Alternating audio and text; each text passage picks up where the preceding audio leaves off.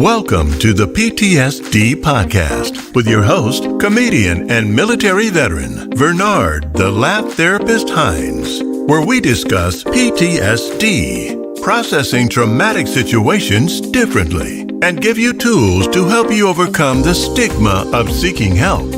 If you're ready to be inspired, then welcome to the Stigma-Free Zone. Here's your host, the Laugh Therapist himself, Bernard Hines.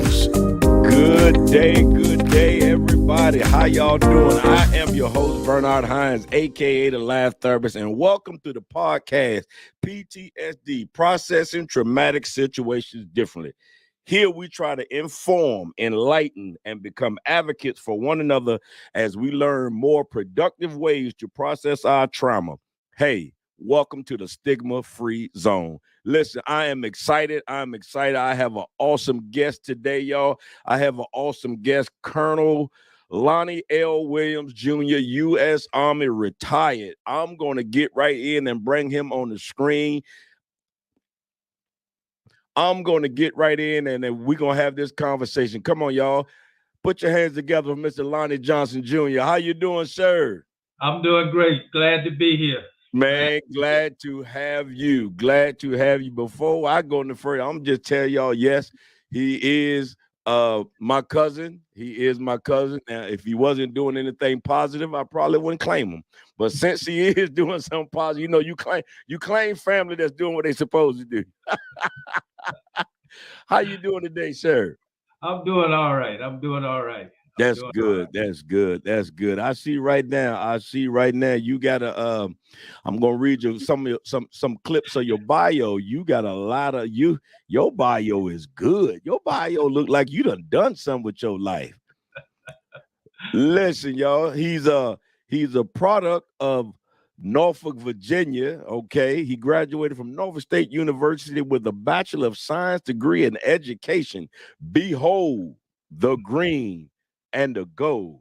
Yo, he got a master's degree in counseling psychology from Duke University. All right. He's also completed postgraduate information system management with the University of Southern California. Okay. And then after you graduated from as distinguished military graduate, okay, you went to the War College too? Yes. Okay. What did they teach y'all in the War College? Did they teach y'all how to play war? Did they teach y'all what to do in war? What they do? The strategic planning. Strategic planning. Okay, sort of like being a husband. Execution. Got it. Sort of like being a husband. Okay, I understand all that. But this will get me. Now, you're a jump master, 82nd Airborne. That's something I never wanted to do. I applaud you for that right there. I applaud you for that right there, y'all. He has numerous awards, all his other good stuff for stationed in Germany, Korea, Iraq, Saudi Arabia, Berlin. You did it all. That's what I'm talking about. Now, he is married to the former Paulette E. Plummer of Norfolk, Virginia, and they have two beautiful adult children. Wow. That is great. That is great. Was there anything else you would like us to know about you, sir? No, other than, I just want to say, how thankful I am that you offered this opportunity. I just want to say how proud I am of you for what you're doing. Thanks, sir. To help remove the stigma of PTSD. And correct. A little bit later, I'll share some of my story, but I'm just thankful to be here. Right. And I am thankful to have you, because what we do here is we try to let veterans see and let people see that, hey, even though you have PTSD, you still can go forward. You still can live a productive life if you use the tools that are given to you. That's all we need to know. So we're going to jump right on into this daggone interview, because I'm ready. I'm ready. Look, can you share with the audience how it was that how it became that you joined the military? Yeah, I'll do that. But before I get into that, okay. I want to say that it's my goal doing this interview. I have two personas. All right. One is the polished Army officer. Got it. And the other one is the real me. Okay, And got it. so what I want to do today is I want to be the real me. Come on now. That's part of my struggle. That's part of what I'm dealing with. So Okay. I want to be the real me. You know, I got some notes. If you see me look down a couple of times, I'm just trying to make sure I'm where I'm supposed to be. That's and right. covering the information that I want to cover. We got it. There you go. Hey, look, this stigma free. You know, we all disabled veterans. You got to hold it up and read it. We don't get. We got to do what we got to do. Ain't no shame in our game. Oh my God. So share with us how you became to join the military in your non-polished military way. Okay. Well, you know, when I graduated from Granby High School, okay, you know, if I was going to college, Norfolk State was the only option I had. Okay. That was the only option I had. And at the time, Norfolk State was a land grant college.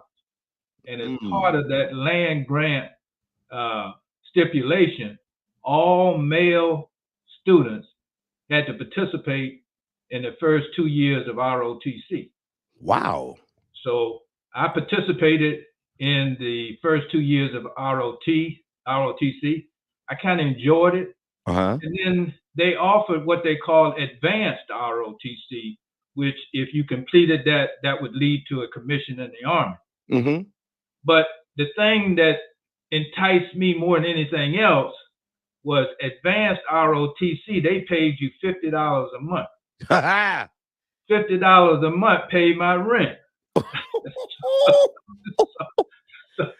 My goodness. So, you know, I really got involved in the last 2 years of ROTC because they were paying me $50 a month. $50 a month paid my rent. Hey, but every time. So I completed, you know, the advanced ROTC, and I did pretty good in ROTC. And you know, I ended up based on my performance at summer camp, you know, I ended up being the brigade commander, which was the highest officer in the ROTC program there in Norfolk State. So when I was commissioned, I mean, after I graduated, I was commissioned a second lieutenant in the field artillery. And you know, that was a combat arms. Vietnam was going on. When I came in, Vietnam was still going on. I wasn't sent to Vietnam. Okay. Because I came in 1972 and they were starting to wind things down. But got it. But had I not been in ROTC, you know, they had the lottery system. Ooh. Okay. And I got a really low number. So that means you 10. Wow. So if I had not been in the ROTC program, I would have been drafted. Wow. And you said 1972? 1972 is when I graduated, yes. Okay, because on this show, sometimes I like to give out the pick phone number. So it's 1972 today. 1972. Wow. But you know, but that's how you know, that's how it ended up that I entered the military. And, and then over the next 30 years, you know, I had some revelations, and I think I learned some life lessons that maybe I'd like to share. Yeah, go ahead, share some of them life lessons. I'm sure people want to hear it. Well, you know, the first thing that I had to realize and understand is that life is not fair. The world we live in is the world not that we hope and wish it to be, but it's the, you know, it's the world that we have. Correct. And that is not fair. But the thing that I often share with folks is that if you accept that and understand that, then you don't become captive of the fact that life is not fair. I mean, life is not fair. Okay. And what that means that if you're going to be successful, then you may have to do more than the other guy to be successful. Correct. And so you need to be willing to do that. And which means, you know, you may have to work a little harder and a little longer to get successful. But I see some folks fall into the trap. They run around and say, well, this ain't fair. That other person did this. I don't understand why I can't do this. And what I say to them is this, don't put your life and your future in somebody else's hands. Correct. When you try to do what they do and you don't get the same result, then the hardship falls on you. And so, just like in the military, you could have some folks that get in trouble and don't do what they're supposed to do. And then what happens is the military gets rid of them. Correct. The military gets rid of them. And what I found is you don't change anything from the bottom. Okay. You don't change anything from the bottom. And what I counsel people on is observe the things that are going on around you. Observe the things that you consider not to be right. But once you get some rank and you're in a position of leadership, then you can do some things to change that. True. You're still part of the system. If the system has gotten rid of you, you're not part of the system and you can't affect change in it. Correct. Wow. So, it's important to, not wear the label of, well, life is not fair. And because life is not fair, I can't do any better than I'm doing now. No, that's not the case. That's not the case. Don't be a victim. Don't be a victim. Don't be a victim. And that's so easy. That's so easy sometimes, to fall back in that victim role. I remember when I first got passed over for sergeant first class, I blamed everybody but me. You know what I'm saying? I blame everybody but me until I had to look in the mirror and say, no, you the one that ain't got no college education. I mean, no credits. You ain't did nothing. You ain't. Yeah, that is true. But I like your quote. You don't change anything from the bottom. I like that. I like that. I like nuggets like that. No, you don't. And what that says is understand the system because, we live in a system, but take advantage of the system to get you some rank. And once you get some rank, then you can make some changes. Now, my experiences in the military, early on, I didn't have any mentors.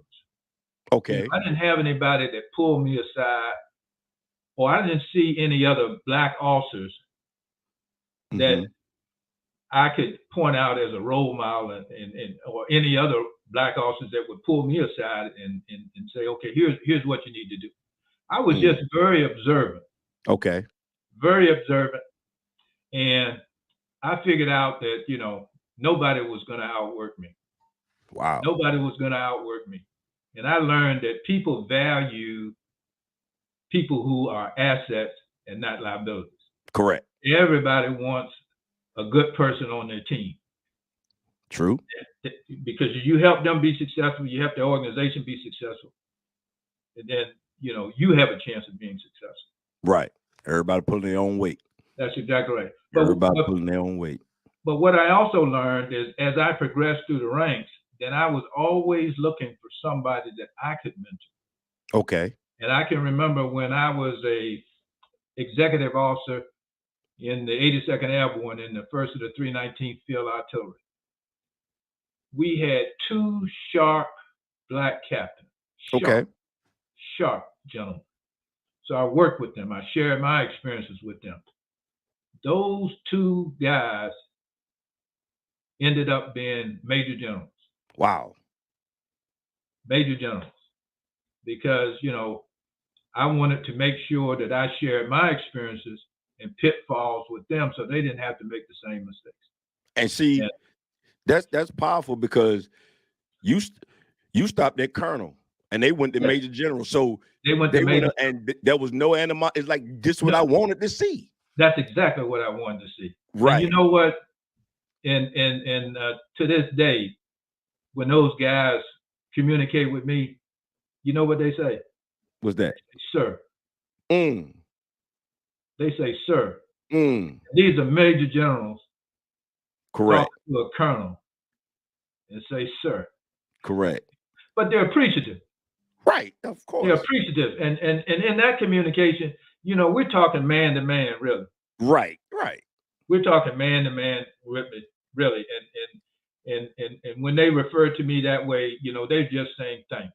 Thank you. Correct.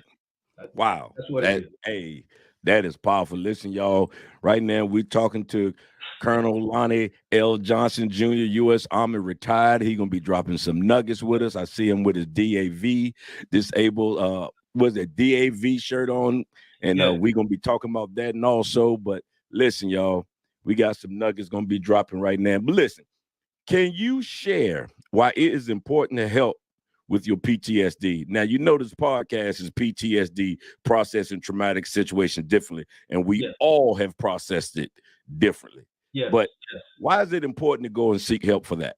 Okay. Well, first of all, again, I want to say thank you.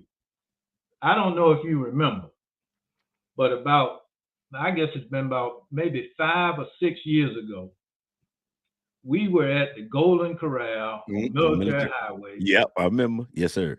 At this family pop-up kind of get-together. Correct. And you and I had a discussion, and you shared with me some of your struggles. Mm-hmm. And that conversation was encouraging and motivating to me to say, you got some issues. Wow. You need to get some help. And that was part of my motivation to reach out and get some help based on that conversation that we had at the Golden Corral on Military Highway probably 5 or 6 years ago. I remember it. I remember it vividly because, I have always been that person. I'm going to give my, what I'm going through. That is it. And if I can help someone else, that's what it's all about. And so, even as a trained counselor who has helped people, I had to acknowledge to myself that I had some issues that I wasn't dealing with. But hold up, sir. Hold up. Now, this the part that I like. Now, you a colonel in the United States Army. You done took folks to war. You done been in charge of this. You done been in charge on that. And you come to recognize that you need help. See, that's what I want people. It doesn't matter how high you are or how low you are. When you realize what you need, I'm sorry to cut you off, but that's powerful. No, that's true. And that's true. Because the other thing that I've learned too is that PTSD doesn't manifest itself the same with every person. There you go. So you can't look at another person and the way PTSD manifests itself and say, well, I ain't got PTSD. I don't act like him. Mm-hmm. Mm-hmm. PTSD manifests itself in many ways. Many ways. That's right. And the issue that I was having was, you remember I mentioned early on, I had 2 personas. Mm-hmm. Well, I had this persona as an officer in the military. Okay. And in my surroundings, I was always 1 or 2. Never the majority. 1 or 2. Okay. Okay, so I never felt comfortable in that situation. I always felt like I couldn't let my guard down. Mm-hmm. I felt stressful. I felt like, I had to be careful about what I say and how I say it.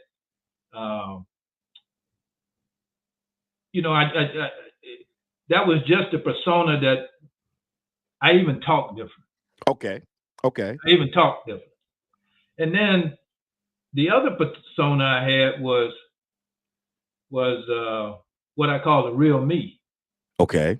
And so when I went home or I was around my people, my family, then I felt more comfortable. I didn't feel like I had to have my guard up.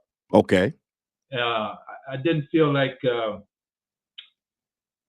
I had to have an answer to every question. Got it. Ooh, wow. Because, as an officer in my military unit, I'm always thinking, I'm anticipating what's going to happen. When is that next shoe going to fall? Have I thought about this? Have I planned for this? Mm-hmm. I'm always the guy that the people, soldiers come to. I'm supposed to have an answer for I'm everything. supposed to have some wisdom and some guidance about what we gonna do. Yeah, They're supposed to be following me. correct. So I'm always in that mode, and the real me was an opportunity to relax. Okay. Okay, but here's where the problem came in. All right. The officer persona was starting to seep into the real me. So that when my family and my friends came to me with issues, I'm starting to feel resentful. Wow. I'm starting to feel resentful in the sense of, I thought this was my safe space. Got it. And I don't have to have an answer for everybody. And so what I was finding out is that I was hurting the people that were closest to me. That's what we do. People that I love, the people that had helped me the most, I'm hurting them by the way I was responding to them. Okay. Yeah. Because my wife could always see by the facial expression when I was irritated, when she asked me something that I wasn't expecting her to ask me, or somebody made a request, or somebody said, "Well, this broke." They just said this broke. The implication supposed to be that, well, since it broke, you need to fix it, or you need to come up with some response about how we gonna deal with this. Correct. And so that's it was starting to impact my personal relationships with my family, my children, my friends, because I was starting to let the frustration and the animosity that I felt about the role I had to play as an officer seep into my family relationship. Correct. Wow. So, I sought help that helped explain that. Right. Help explain what was happening.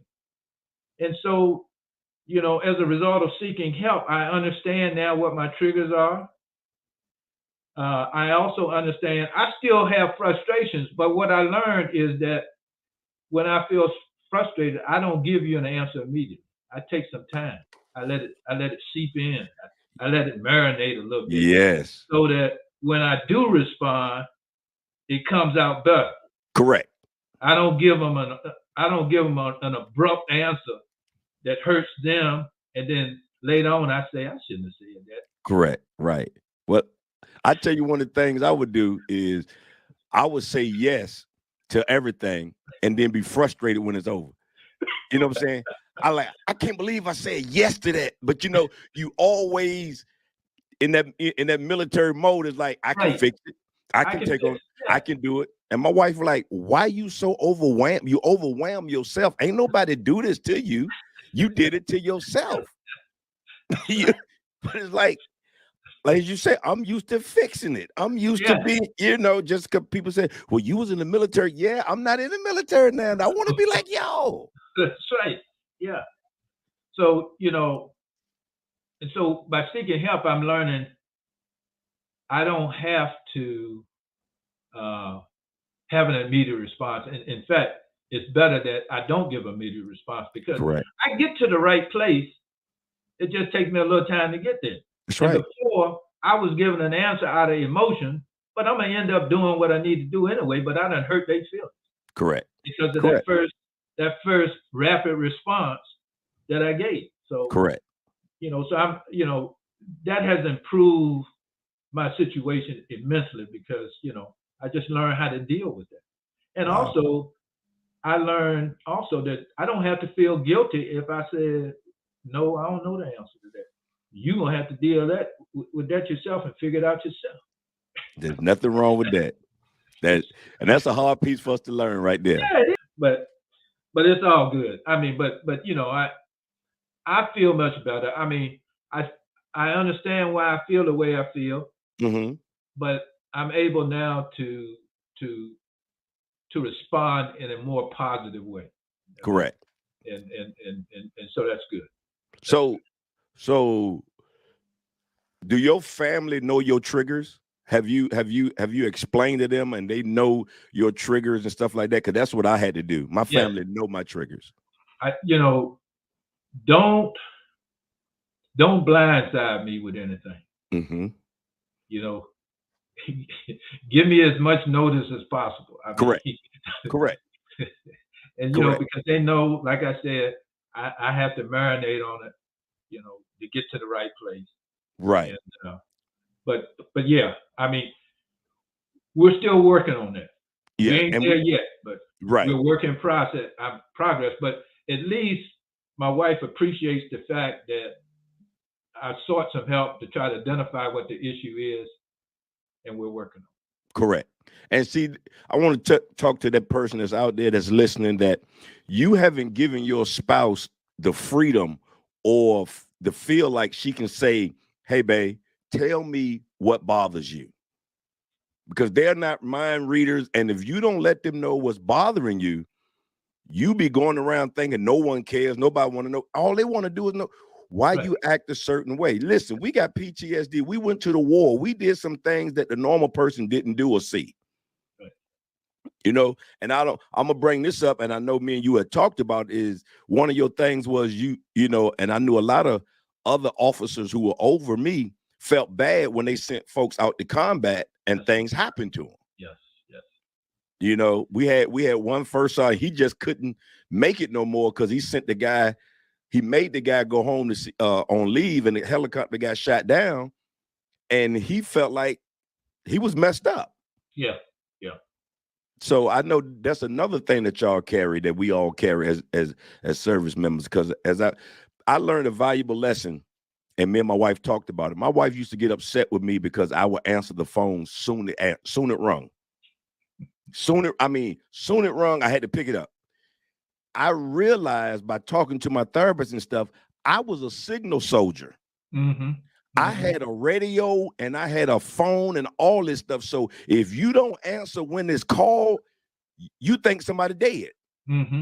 Mm-hmm. So I had to reprogram myself and let her. And when she said, now I understand. Because she was like, just let it go to voicemail. No, they might think. So we have to really let our family know exactly what we're dealing with, how we're dealing with it, and get them involved in our counseling and seeking help. Yeah. And, my wife also understands that,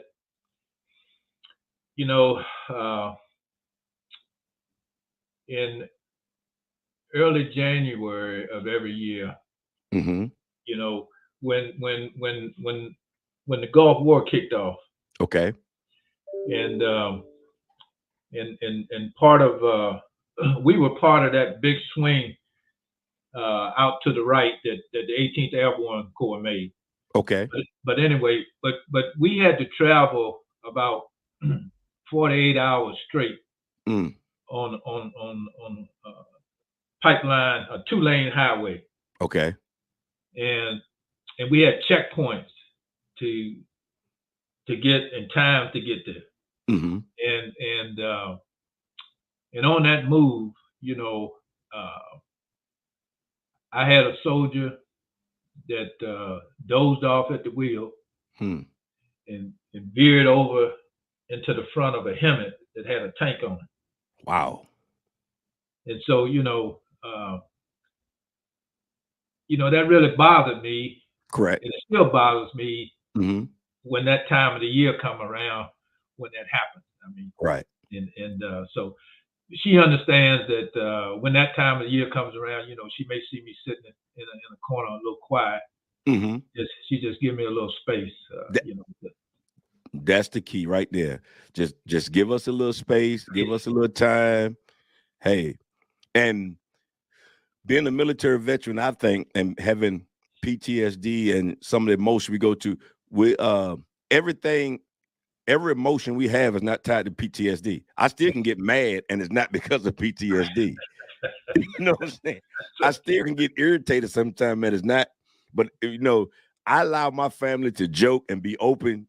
If I do something, have you taken your meds today? You know what I'm saying? So I didn't ever wanted them to walk around on eggshells, or I had to get to that point. So yeah, it's a beautiful thing. Listen, y'all, we sitting here talking today with Colonel Lonnie L. Johnson Jr., U.S. Army retired colonel.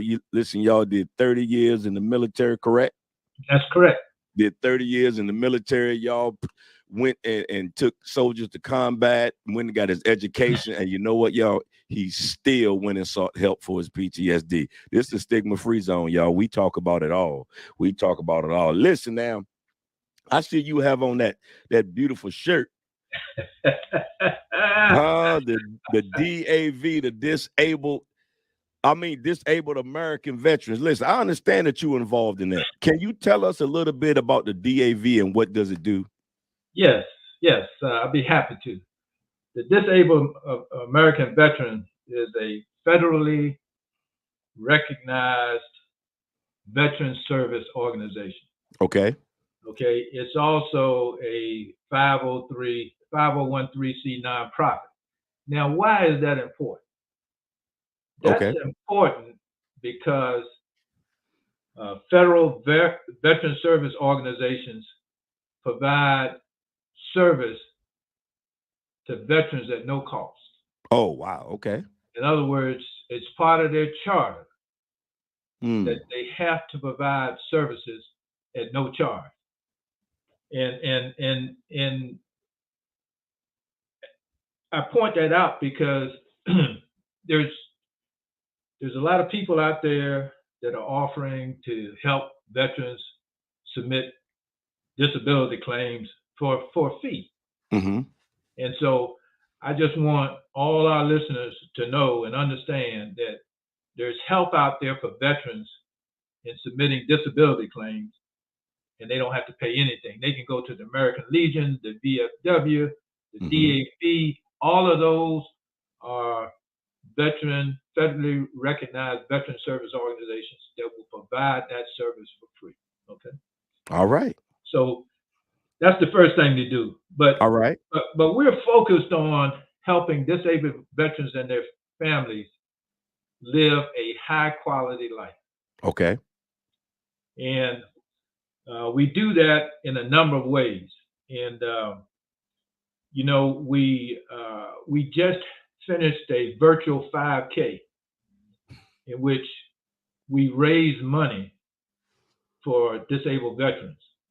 And the things that we do with that money is we provide emergency assistance to veterans. In fact, I just helped a veteran last Thursday that because of COVID, he'd gotten behind on his electric bill. And so Dominion was threatening to turn off his power. So we were able to step in and provide him a little breathing room, pay his bill so he could, get back on his feet. We also provide transportation to take veterans to their medical appointments. I mean, those that don't have transportation, we provide that transportation. We also fight for veterans on Capitol Hill.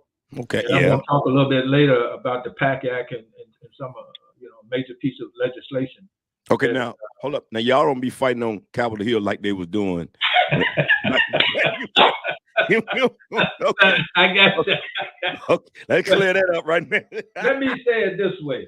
Okay. We advocate for veterans on Capitol Got Hill. it. Got it. That's probably a better word than fighting. But I mean, I guess behind closed doors, they probably think sometimes that's what they do. Oh yeah, that's right. That's right. They be working for us now. But we advocate for veterans on Capitol Hill. Okay. But now I am a chapter service officer, and what that means is that I'm one of the persons that volunteers time to assist veterans in filing their disability claims. Okay. And I have to be honest with you. I've been doing this now for about 9 months. This is probably one of the most rewarding things I've ever done in my life. Wow. I've ever done in my life. I mean, because I feel like I get as much back helping them is as they feel that I helped them, because I can see the fruits of my labor. Right. And having gone through the process, I know the frustrations Mm-hmm. that they're going through. Correct. And in dealing with the VA. So, but yeah, I mean, I'm just it's so rewarding, and I believe it. and I consider time my most valuable resource. Correct. I can get more money, but I can't get more time. You right about that one. Can't get more time. I mean, once it's used, it's gone. Right. So, but I think what we do in trying to help veterans is just that important, that I'm willing to invest what I consider something that's very, very dear to me, and that's my time. Wow. Wow. Well, what are some of the things you can share with veterans to help them be more successful when filing a disability claim? Okay. The first thing is that veterans should understand that a claim, nobody's going to care more about their claim than them. Correct. This is not something that you submit and forget. Okay. You've got to be actively involved in this process. Mm-hmm. And one of the best things you can do is to be prepared. Now, when I say be prepared, I'll explain this a little bit more. But to have a successful VA claim, three things have to happen. First, there has to be an incident or something that happened while you were on active duty. Okay. There has to be a condition that exists right now. Okay. Okay. There has to be something that exists right now. And then there has to be a nexus that connects what's happening right now to your military service. Okay. Okay. Now, the VA normally uses a C&P exam to make an assessment if what's happening right now is service connected. Okay. Okay. I have a lot of, well, I wouldn't say a lot. I have some veterans that come in and they say this, I hurt my knee when I was on active duty. And that was about 10 years ago. I want to file a claim. Okay. And so I asked them, I said, well, have you been to the doctor? No. Nope. I ain't been to the doctor. I Mm-hmm. mean, so, I say, look, you got to have something that says you got a problem with your knee right now. Correct. I mean, because you hurt your knee in the service, but it could have got better. Correct. Right. So basically what I'm saying is, if you're thinking about filing a claim, go to the doctor. Mm-hmm. Have some documentation that says it is a problem now. It may have been a problem when you were on active duty, but we got to have something that says it's a problem right now. Correct. So I really encourage, veterans to go to the doctor and get a diagnosis that says something is going on right now. Mm-hmm. And then, we're in a better position to connect it to what happened in the service. Right. The other thing that I say in preparation for filing a claim, some people don't have their medical records. You're right. Correct. Okay. And so we can file a claim and the VA will go to the military archive and get the records. Okay. We can do that. Okay. But we're depending on the VA to go get those medical records. And the VA will do that, but they may not do that as expeditiously as we would like. Correct. So I'm saying, if you're thinking about filing a claim, come in to see us if you don't have your medical records. We can do a request to get your medical records. So at least when you come in and file the claim, you got them. Correct. And we submit them. And, we don't have to worry about the VA going to get those records. Mm-hmm. You follow what I'm saying? Correct. And then the other thing that we can do is while we are waiting for your records to be sent to you, we can file a intent to file. That's it. And what that does is it locks in that date. Mm-hmm. It locks in that date today so that we aren't losing time while we're waiting on you to get your records. Correct. And then when we submit the claim, if we submit the medical documentation along with the claim, they have what they call a fully developed claims process. That process takes around 90 days. Mm-hmm. Now, if we submit it and the VA has to go get the records, we're talking 6 months or more, right, before you get an answer. So what I say, again, let's be proactive. Let's not put all of our eggs in one basket. Mm-hmm. In terms of medical records. Wow. The other thing that I think is very important, the Code of Federal Regulations 38, CFR 38. Okay. Which is the VA rating Bible. Okay. That's the VA rating Bible. If you have some issue, you can just go to Google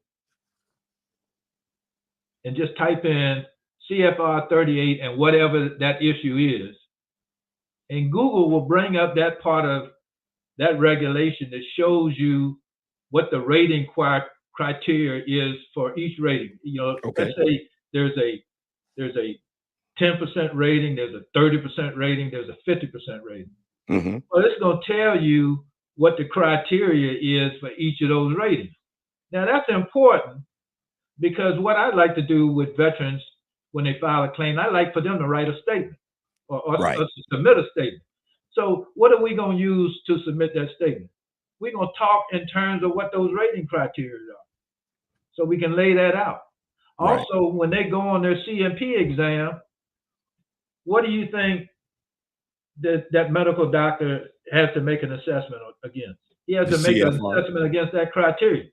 That's now, right. If 10% means you can only move your arm 30 degrees, and you think your situation warrants a higher rating, then you need to know that pain needs to start somewhere before you get to correct to that one. Correct. So I'm just saying, be smart about what the requirements are. Don't go into this thing not knowing what the rating criteria are. I mean, it's like basically advocating for yourself, but you have but you have someone advocating with you.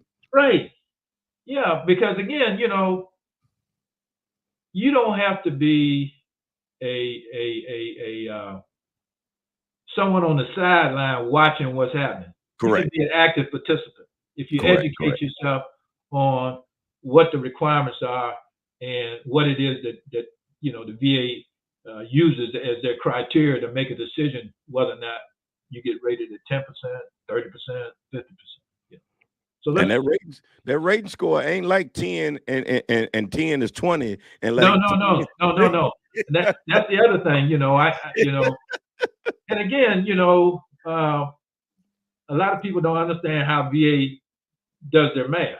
But it's right there in Google, though. I mean, it's right there in Google. It's right there in Google. You're gonna figure it out. If you're at 50% right now, VA says, okay, you 50% broke and you're 50% good. Mm-hmm. The next 10% that you get, no, it ain't added to the 50% broke. It's 10% of that 50% good, which is just 5 points. That was, going to be added to that 50%. And then, if it's over the midway point, then they round up to the next 10, or if it's not, then you at the lower 10. Right, and that's why folks that's why folks give up.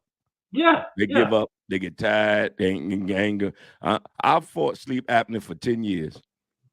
I fought it for 10 years. They said I didn't, and finally it was like, okay, we see, because as you said, my documentation, it was there.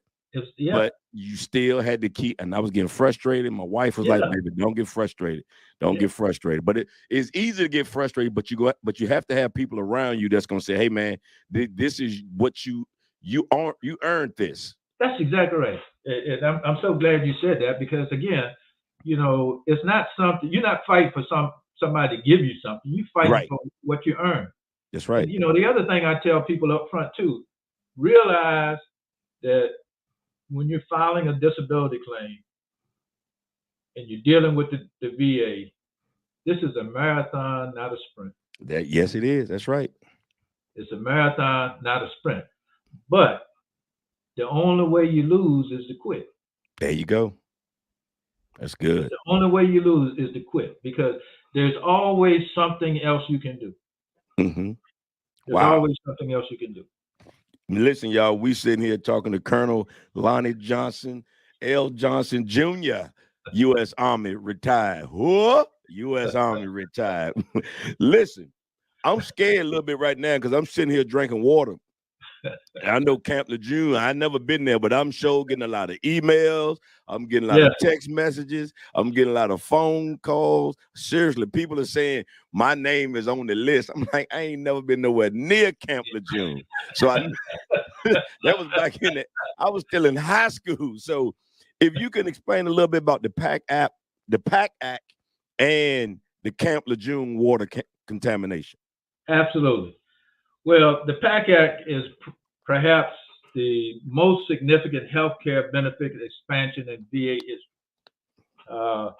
Let me just share with you the full name of it. How we get the PAC Act is the law's full name is the Sergeant First Class Heath Robinson Honoring Our Promise to Address Comprehensive Toxins Act.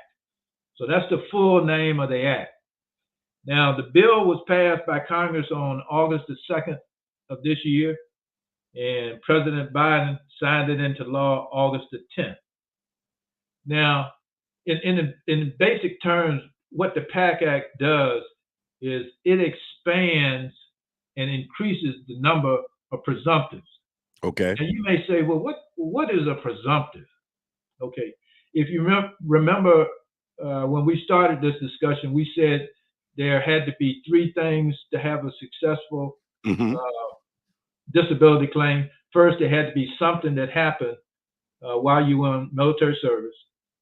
You had to have a diagnosis, confirmed diagnosis that exists now, and then there had to be something that connects it. Correct. Okay. The presumptive makes the connection. Okay. In other words, if you serve somewhere and you now have one of those listed diseases, you no longer have to prove that they're connected. Got it. The law says they are connected, and the VA has to assign you a disability rating for them. Wow. Okay. So again, that's historic. We are, we're helping veterans file claims now. They're going to start adjudicating those claims in January of 2023. Okay. But here's something that I want our listeners to pay particular attention to. You can Google the expanded list of things that are covered, but you need a diagnosis. You have to be diagnosed for that. So right. You just can't come in and say, well, I was in Iraq, during this period of time, so I want to file a disability claim under the PAC Act. No, you got to have a diagnosis for one of those things to connect. To do that. Okay. And the Camp Lejeune water situation is the same way. In a sense, there's a list of cancers and illnesses associated with that contaminated water that you no longer, if you have a diagnosis for those things and you were in Camp Lejeune between 1953 and 1987, then if you have a diagnosis now, then they presume that that diagnosis is as a result of your exposure to that contaminated water. Okay. Now, here's another important thing that I want to get across. You see a lot of lawyer advertisements on TV. Okay. Right. Now, there is a class action lawsuit for the Camp Lejeune contaminated water. Now, veterans can participate in that class action lawsuit. Family members can participate in that class action lawsuit. Contractors or civilians who were on the base can participate in that class action lawsuit. Okay. The caution is this: veterans, if you participate in that class action lawsuit, you're putting in jeopardy your ability to file a VA disability claim. Because the government is only going to pay you once. They're not going to pay you twice. That is true. The other thing you need to consider, who knows when that class action lawsuit is going to be settled. But you can come in right now and file a claim and, and start that process to have that, have that claim adjudicated in the next 90 to 180 days. So what I'm saying is, veterans, your best option is probably not to deal with that class action lawsuit, because if you do, then you're going to forfeit your ability to file a VA claim. Now, if you have a family member who had, miscarriage or some other issue resulted to, for them to participate is an appropriate thing to do, as well as contractors or civilians. That's the appropriate route for them. But the veterans, you don't need to pay no lawyer money or get part of your settlement and then put in jeopardy your ability to file a disability claim, when you can file a disability claim and not have to share any of those proceeds with anybody else. Anybody. Hey, listen, y'all, we have been talking today with Colonel Retired Lonnie L. Johnson Jr., U.S. Army, my cousin. Hey, you have given us a wealth of knowledge. We will be dropping these nuggets, and people, you might have to hear this, go back and listen to this more than once so you can get all the nuggets. But listen, what I want you to do right now is, we talked about a lot. We talked about the PTSD. We talked about the DAV. We talked about putting in claims. We talked about the Camp Lejeune water. But I want you to speak to that one veteran who is thinking about giving up. And what would you say to that one veteran thinking about giving up on life, VA, all that stuff? Just, I'm tired. Could you just give him a word of, I know I just put you on the spot. You said we already got to fix stuff, but I just want you to just give us that. What I would say is, tomorrow is a new day, full of possibilities, and don't cut yourself short. If you have to struggle to get to that next day, struggle to get to that next day. But tomorrow is a new day with new possibilities. And so don't cut yourself short.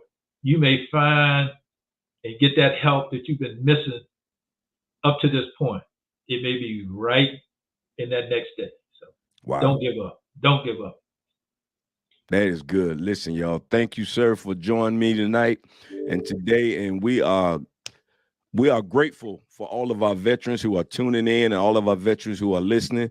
Listen, we are not here to give you no information for you to or diagnose anybody. We're just here to talk about what we've been through, our lived experiences, to maybe help you and help anybody go forward in their life. Sir, thank you for joining me tonight on the PTSD podcast, Processing Traumatic Situation Differently. We all do it. Thank you for your service. Love you. Thank you. Thank you, Cuz.